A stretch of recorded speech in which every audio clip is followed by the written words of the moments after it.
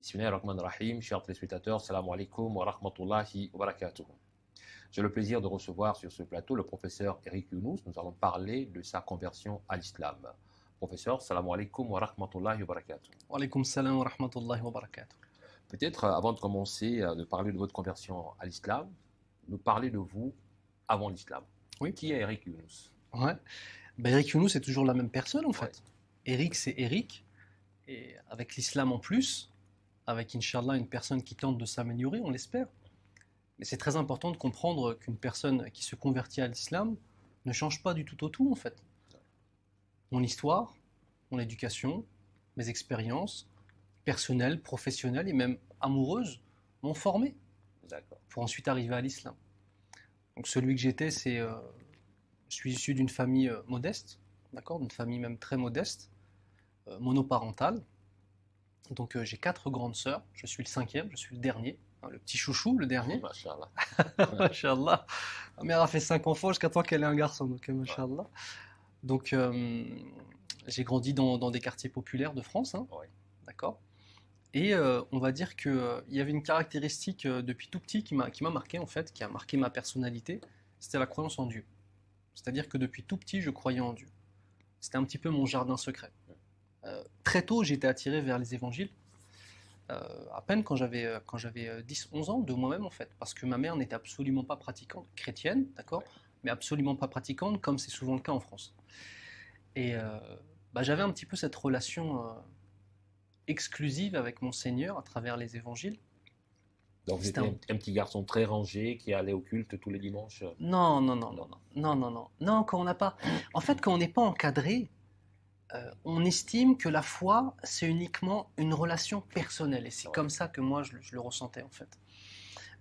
Non, j'étais pas un petit garçon très rangé, ça c'est sûr et certain. J'étais pas un petit garçon très rangé.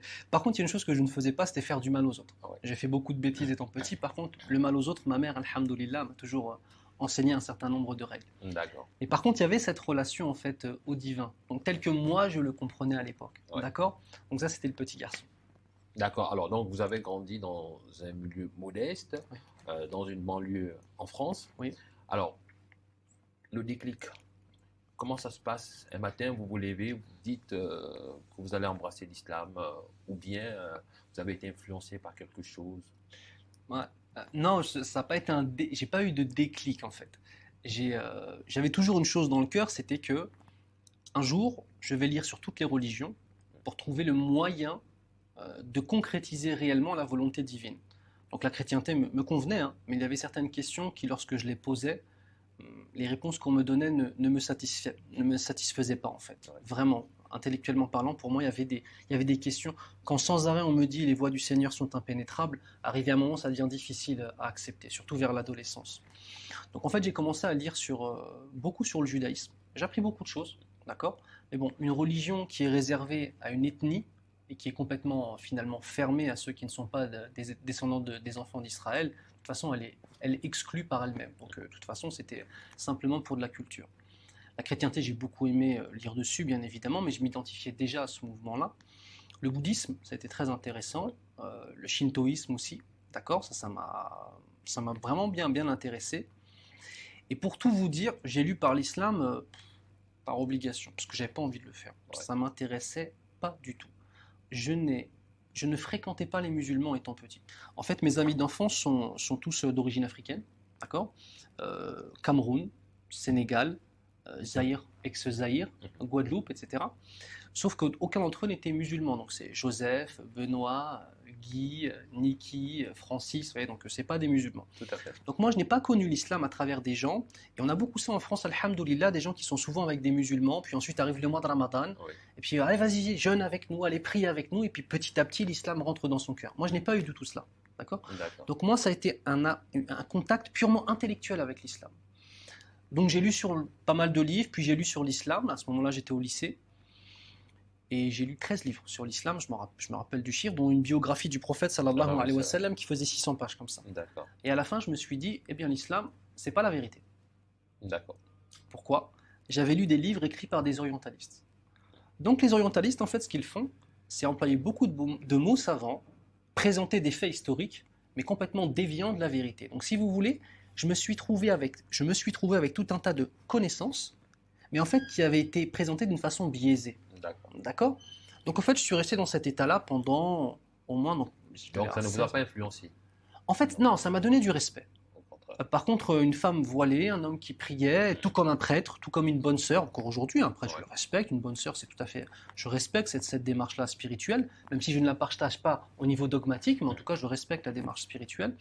J'étais très respectueux, mais en aucun cas, je n'avais envie d'aller vers l'islam. Par contre, je ne combattais pas l'islam. Ce que j'avais appris, je ne m'en servais pas contre les musulmans. D'accord. Puis lorsque j'étais étudiant à la Sorbonne, en lettres modernes, une fois dans un café, avec tout un tas d'amis, donc j'étais non musulman, donc il y avait de l'alcool, etc. Et il y a une maghrébine qui a commencé à parler de l'islam en disant des mensonges. Et on va dire, comme on dit en France, manque de peau pour elle, hein, manque de chance pour elle, je savais qu'elle mentait. Donc j'ai pas accepté en fait ça. Et en fait j'ai commencé à rentrer dans un débat avec elle. À un tel point que les gens qui étaient présents ont fini par penser que j'étais musulman. Donc c'était un Eric, un non-musulman, qui défend l'islam contre Malika maghrébine. D'accord? Donc c'était un petit peu bizarre comme situation. Et je crois que ce moment-là, peut-être qu'Allah m'a remis une lumière dans le cœur. Et ça m'a tellement vexé, j'ai trouvé ça tellement mauvais et vicieux de mentir sur une religion que j'ai décidé de relire. Et cette fois-ci, j'ai lu les bons livres, alhamdoulilah. Et ça vous a amené à devenir musulman. Exactement. Et tout ça, ça se passe, la famille n'est pas informée. Non, non, la famille n'est pas informée en fait. J'avais vraiment, déjà je suis parti de chez moi assez tôt, hein, vraiment assez tôt. J'étais très jeune quand je suis parti de chez moi. Et lorsque j'étais étudiant, en fait, j'ai pris une chambre étudiant. Donc je vivais au milieu des étudiants. Donc là, en fait, si vous voulez, de toute façon, tout ce qui était du domaine du divin, c'était une chose que je ne partageais pas avec ma famille. Non pas que j'avais peur d'une mauvaise réaction, mais pour moi, c'était... vous savez, je suis italien, on est des têtus, nous, hein, ouais. Quand on a une idée dans la tête, j'étais parti de l'idée, apparemment, que de toute façon, pour être sincère, il fallait que ce soit une relation exclusive et que personne ne devait être au courant. Je sais pas. Mais apparemment, c'est une démarche commune à tout le monde. Tout ce qui embrasse l'islam, généralement, n'informe pas les gens. C'est après la conversion qu'ils décident d'informer et dire ah ben voilà, je suis devenu musulman. Et puis on dit non, tu blagues, c'est un jour que tu seras musulman, après tu vas abandonner. D'accord. Alors finalement, quand tu informes la famille, quelle est la réaction? Alors une réaction de peur parce que le 11 septembre 2001 a changé l'image de l'islam dans le monde. Ça, c'est une certitude. Donc une réaction de peur, une réaction de crainte, une réaction de tu vas devenir différent, tu vas être une autre personne. Et puis finalement, donc, alors mes sœurs, ça s'est bien passé. Avec une de mes sœurs, ça s'est moins bien passé, mais elle a fini par l'accepter. Mais au début, c'était avec ma mère que ça ne se passait pas bien. Donc, comme elle était chrétienne, elle priait aussi beaucoup. Maintenant pour son fils, elle se dit comment il a fait, pourquoi il a choisi l'islam. Il n'y avait pas d'échange à ce niveau. Non, mais je crois qu'au final, c'était même pas une question de je prie et donc je veux que tu sois comme moi. Je crois qu'en fait, il y a souvent un mythe dans la tête des gens, c'est que la chrétienté, au-delà d'être une croyance et une religion, c'est une culture en fait. Et en fait, les gens ont l'impression qu'en quittant cette culture, on dénie et on renie une part de ce que nous ont légué nos parents. Et je crois que les parents, ils sont très vexés par ça, ils se disent mais en fait, tu as choisi un mode de vie qui n'est pas celui que je t'ai enseigné. Ouais. Tu as mis à la poubelle tout ce que je t'ai... Ce qui est complètement faux. C'est l'éducation de ma mère qui m'a ramené à l'islam. Ouais. Alhamdoulilah. Quand elle m'a parlé de justice, quand elle m'a enseigné certains éléments de la bonté, c'est elle qui m'a amené à l'islam. Sans le savoir. Mais sans le savoir. En fait, les valeurs positives transmises à l'enfant amènent au bien. Et y a-t-il un plus grand bien que l'islam? Non, il n'y a pas. Ouais. Et à quel moment elle a accepté? Alors, elle a accepté, en fait, finalement, ça a été long. Hein. Ça a 6 ans. 6 ans. 6 ans. Au bout de 6 ans, elle s'est convertie à l'islam. Alhamdoulilah. Et la pratique, elle se passait comment? Est-ce que c'était toujours en cachette, quand il fallait faire la prière, quand il fallait jeûner pendant le mois de Ramadan? Alors moi, comme je vous ai dit, Ali, moi, c'est un petit peu spécial parce que j'étais parti de chez moi assez tôt.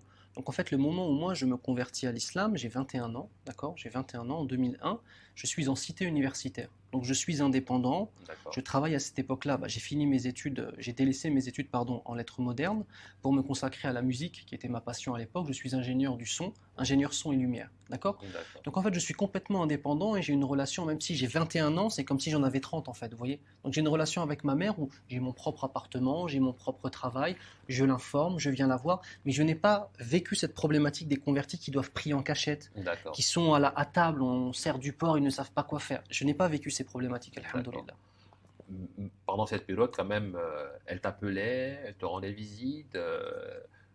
Non, c'était compliqué. C'était compliqué. C'était compliqué. D'autant plus qu'en 2004, je suis accepté à l'Université islamique de Médine. En 2003, je me marie. En 2004, je suis accepté à l'université. Donc, je pars en Arabie. Donc, avant, par exemple, ces deux périodes, avant de se marier, avant le mariage et avant le départ de Médine, tu fais comment? Est-ce que tu informes ta mère que tu vas te marier, tu vas épouser une musulmane? Ah oui, non, bien sûr. Et Ah, elle bien réagit sûr. aussi comment? Non, mais en fait, si vous voulez, la culture française et la culture africaine sont différentes, en fait. C'est vrai que, machallah, dans la culture africaine, les parents ont une place qui est indétrônable.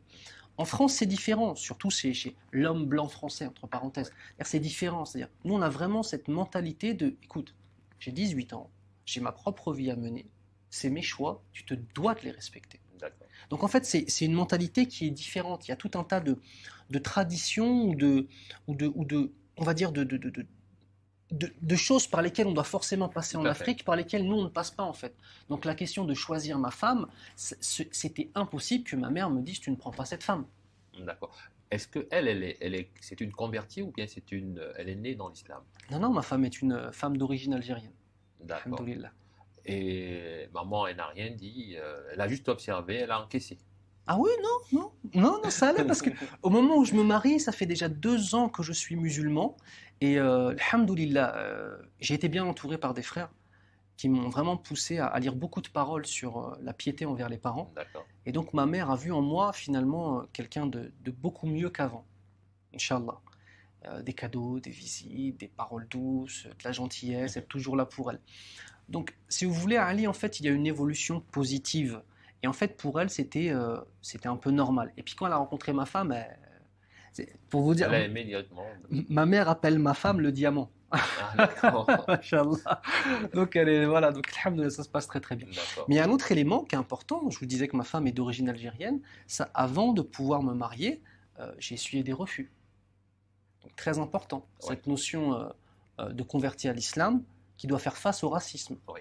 Et ça, je ne suis pas le seul. Vous-même, les personnes d'origine gabonaise qui se convertissent à l'islam doivent faire face aussi à du Non, racisme. ça c'est fréquent. Hein, voilà, C'est fréquent. de la part d'autres ethnies. Comme quoi, vous savez, souvent le racisme, on a l'impression que c'est du blanc vers le noir vers le blanc ou l'arabe. En fait, entre ethnies, il y a un racisme.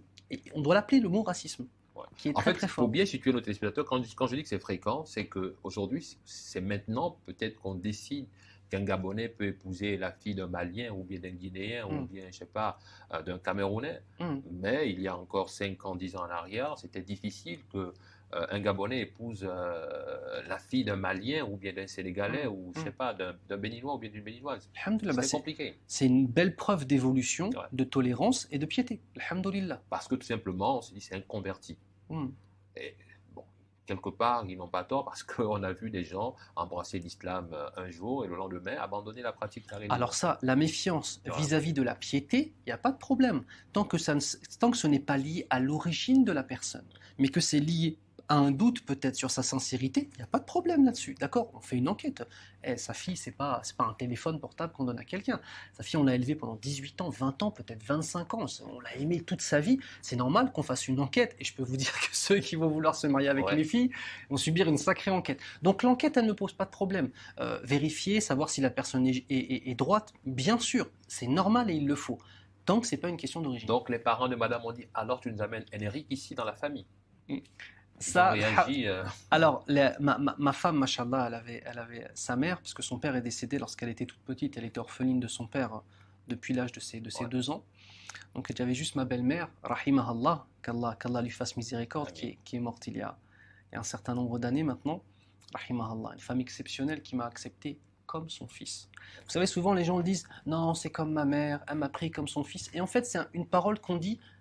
Bah, c'est un petit peu ce qu'on appelle de la mujamala. Ouais. C'est pas vraiment comme le fils. Hein. Elle m'a pris comme son fils. Vraiment. Et je l'ai considérée comme ma deuxième maman. Elle était exceptionnelle, extraordinaire cette dame. Que de la bonté, tabarakallah. Qu'Allah lui fasse miséricorde. Donc j'ai été accepté en fait, alhamdoulilah. Il faut dire que je suis venu demander sa main avec un imam connu. Cheikh Hassan Bounamcha, Ami Hassan, qui est très connu en France, qui est d'origine tunisienne, qui est venu demander la main avec moi. Donc quand je suis venu avec un imam, Je suis venu avec quelqu'un de costaud, alhamdoulilah. C'était bien. D'accord. En tout cas, c'est le chemin qu'on demande à tout le monde hein, Hein? de prendre, d'emprunter Ouais, bien sûr, pour réussir. bien sûr, bien sûr. Sinon, on ne se présente pas seul et puis Ah voilà, non, bien non. sûr, ah, bien sûr. Et puis il faut rassurer les parents, il faut donner des Ouais. garanties aussi. Il faut. Ah non, toutes ces choses-là, elles sont tout à fait normales. Il faut. On vient pas prendre la fille de quelqu'un et puis disparaître. Non. Ouais. Moi, ma femme, elle est restée la fille de sa mère. Mais je n'ai jamais voulu me mettre entre elle et sa mère. Ça reste la fille de sa mère. Sa mère l'a mis au monde. Tout à fait. Une femme, c'est pas un objet qu'on prend. Salam alaikum. Oh, merci. Merci de l'avoir élevée. Merci de vous être occupé d'elle. Je l'emmène, vous la verrez plus. Non, pas du tout. Ça reste la fille de sa mère, un contact avec la famille, un contact chaleureux, c'est très important, bien sûr. D'accord. Alors, vous êtes converti à l'islam. Alors, quel a été le regard de la société, vos anciens amis? Mhm. Comment ils vous voyaient? Mhm. Alors c'est un peu, bon, j'ai pas envie de dévoiler mes péchés d'avant, mais c'est-à-dire que moi j'étais vraiment dans une. Alors, vous savez, dans les quartiers populaires en France, bah, on a souvent des moyens de s'en sortir pour ne pas tomber dans la délinquance ou des choses comme ça. Souvent le sport. Donc nous, on était très branchés basketball. D'accord, on faisait souvent du basket ensemble. Le soir, plutôt que de rester dans le quartier, nous on partait souvent en soirée. Vous voyez. Donc en fait, ma vie avec eux, c'était. Puis aussi, je faisais de la musique, je faisais du rap. De l'animation, voilà. Voilà, donc on allait en soirée, on faisait du rap, on faisait des concerts de rap, on faisait des choses là, comme ça fait bizarre de parler de ça à la Ouais. télé, astaghfirullah. Donc on faisait toutes ces choses-là. Et quand je me suis converti à l'islam, et bah, je leur ai dit, arrivé un moment, écoutez, quand je fais ça avec vous, je suis plus bien, je me sens pas bien. Ils m'ont dit, hey, Eric, l'important c'est que toi tu sois bien. Ouais. Et ça, c'est des gens qui vous aiment. L'important c'est que toi tu sois bien.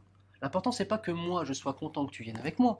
L'important c'est que toi tu te sentes bien. Donc ça, ils ont été super compréhensifs. D'accord? Ouais. Donc, et puis, faut dire que l'homme africain est très souvent beaucoup plus tolérant vis-à-vis des religions que l'homme européen. C'est différent. Alhamdoulilah. Alhamdulillah. Alors, après votre conversion à l'islam, 2 ans, 3 ans plus tard, 4 ans plus tard, vous obtenez la bourse de l'université islamique de Médine. Ouais. Vous partez étudier la langue arabe et la religion. Alors, comment ça se passe quand vous arrivez pour la première fois en Arabie Saoudite? Alors, je voudrais juste revenir avant parce Ouais. qu'en fait, sur la façon dont j'ai réussi à être à Médine. Parce que Médine, en fait, il y a environ 5000 demandes par an du côté des Français. Ouais. Et à mon époque, il n'y en avait que 10 à 15 acceptées. Donc sur 5000. D'accord. En fait, lorsque je me suis marié en 2003, la dot que ma femme m'a demandé, c'était la Umrah, le petit pèlerinage. Mhm. Donc elle m'a pas demandé des bijoux ou des vêtements, hein. Elle m'a demandé, voilà, bah moi je voudrais qu'on fasse le petit pèlerinage ensemble pendant le mois de Ramadan. Donc je suis parti avec elle, alhamdoulilah. Lorsque j'étais là-bas, Allah a fait que j'ai rencontré plein de monde, machallah, dont une personne dont le cousin était l'ambassadeur d'Arabie Saoudite en France. D'accord. Donc il m'a dit, écoute, quand tu rentres en France, tu vas le voir. Tu vas le voir de ma part, sans me dire pourquoi. J'ai attendu quelques semaines quand je suis revenu, je suis parti le voir. Il m'avait donné une lettre en arabe que je ne comprenais pas, je lui ai donné, et sur la lettre c'était, écoute, lui, il faut lui payer le grand pèlerinage, le Hajj. Il faut qu'il fasse le Hajj. Donc il m'a mis en fait dans chaque année le roi d'Arabie Saoudite et beaucoup d'émirs en fait, beaucoup de princes payent le grand pèlerinage pour des convertis à l'islam dans le monde entier. Donc on était une quarantaine de Français. Et donc ils m'ont invité pour le Hajj, moi et ma femme, enfin ma femme et moi pardon. Lorsque je suis parti là-bas, j'ai rencontré un monsieur qui m'a proposé d'étudier, un monsieur d'origine soudanaise. Il m'a dit, écoute, est-ce que tu voudrais venir étudier au Soudan? Bah, moi, je comptais pas prendre cette voie-là en fait. Tout à fait. Donc, je lui ai dit, il me faut du temps pour réfléchir. Donc, je suis rentré chez moi, enfin, je suis rentré à la chambre d'hôtel. J'ai fait la prière. Une bonne partie de la nuit, j'ai fait la prière de consultation et le matin, je suis arrivé à la conclusion que, khalas, je vais consacrer ma vie maintenant à être au service d'Allah, puis au service de la communauté, par conséquence. Lorsque je suis reparti le lendemain au rendez-vous, je ne le trouve pas en fait. Il n'était pas là, il avait peut-être eu un problème, mesquin ou quelque chose. Mais à la place, je rencontre un autre homme qui voit que j'attends quelqu'un, un monsieur saoudien, et qui parle le français, un saoudien qui parle le français, alors ça, qui avait travaillé à l'ONU. Non, Allah me l'a envoyé celui-là, à l'endroit pile où j'avais rendez-vous. Et donc il commence à me parler et tout, il me parle en arabe, je dis, ouais, excusez-moi, je comprends pas. Il me dit, ah, tu parles français, viens, ça fait longtemps que j'ai pas parlé français.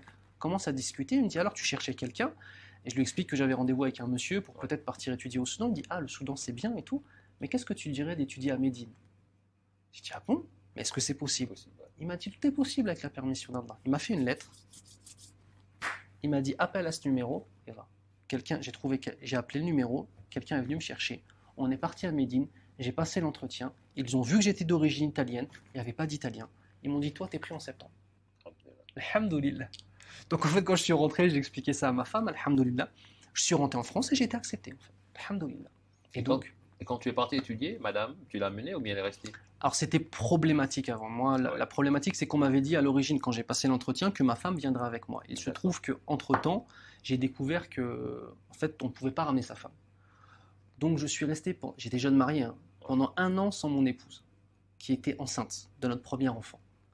Donc c'était vraiment très difficile, hein, vraiment. Je suis parti en septembre, je suis revenu en janvier, en début janvier. Pendant 40 jours, on avait eu des vacances. Mhm.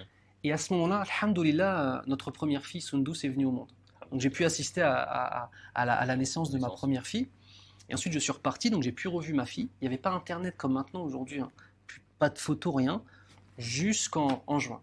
Ah, d'accord. Et après, Allah m'a facilité, j'ai refait d'autres rencontres et j'ai réussi à avoir la carte de résidence pour mon épouse. Elle est venue, alhamdoulilah. D'accord. Et que j'ai pu faire les 7 Et retraites. ça s'est passé comment l'apprentissage maintenant?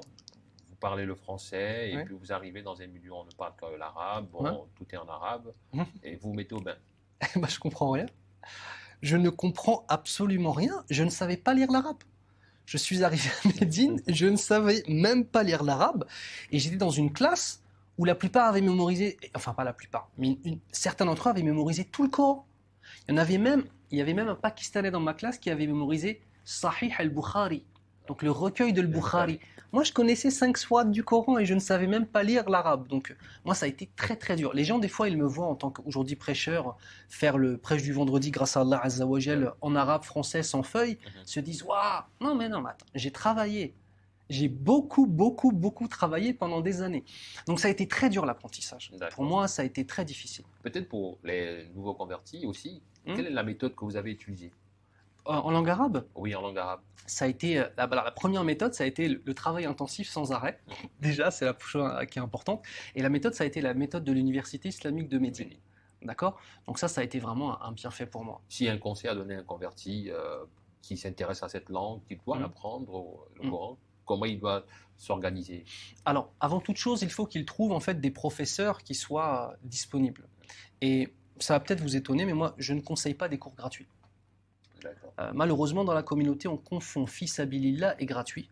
Et on confond gratuit avec je n'ai aucune obligation de le faire. Donc ça, c'est un gros défaut. Donc moi, déjà, ce que je conseille, c'est que le professeur soit rémunéré, même si c'est une somme, et au moins le professeur, il a un contrat. Il est obligé de venir. Ça, c'est un premier élément. Rester avec le professeur et toujours utiliser une méthode qui soit faite pour les non-arabophones. Et non pas prendre des méthodes qui sont faites pour les arabophones. Nous sommes des non-arabophones. Donc il nous faut une méthode qui soit adaptée pour nous.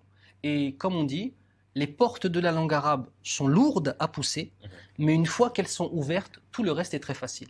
Donc dans l'apprentissage de la langue arabe, c'est les 6-7 premiers mois qui sont difficiles. Mais après, c'est que du plaisir, machallah. D'accord. Et c'est la même chose pour le Coran? Pareil, le Coran, en fait, la mémorisation, c'est un muscle. C'est un muscle. Je vais vous donner un exemple. Pendant les 2 premières années, on devait juste mémoriser Juz Amma, donc le dernier chapitre du Coran.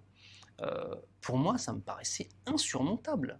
Je restais tous les jours à mémoriser le Coran. Ça va étonner les spectateurs peut-être, mais de après le Fajr, Donc après la prière du matin. après la prière du matin jusqu'au lever du soleil, donc pendant 1h30, en 1h30, j'apprenais même pas une ligne. Une page, c'est 15 lignes. Ouais. Et ça a été comme ça pendant 1 an et demi. Mais j'ai pas lâché. C'est pour ça que je vous dis que j'ai beaucoup travaillé. Jusqu'à temps que mon cerveau se réhabitue, alhamdoulilah, parce que vous vous en doutez bien. Quand on n'est pas musulman et qu'on est dans le monde de la musique, on boit et on fume même des substances illicites. Donc ça a ensuite un impact sur le cerveau. D'accord? Donc il a fallu du temps et beaucoup d'eau de Zamzam. Ouais. L'eau bénite pour nettoyer tout ça. D'accord. Alhamdoulilah. Et aujourd'hui, alhamdoulilah, en toute facilité, en moins de 15 minutes, je peux apprendre une demi-page. Alhamdoulilah. Donc au fur et à mesure, en fait, le Coran, c'est pour les patients. Et la patience, c'est pas juste la patience face à une personne qui t'agresse. La patience, c'est aussi as-sabru fi talib al-ilm. La patience dans l'apprentissage, elle est fondamentale. Plus vous allez apprendre, plus vous allez aimer apprendre, plus vous allez bien prononcer le Coran, prendre du plaisir à le réciter. Et après, le Coran, c'est comme l'oxygène.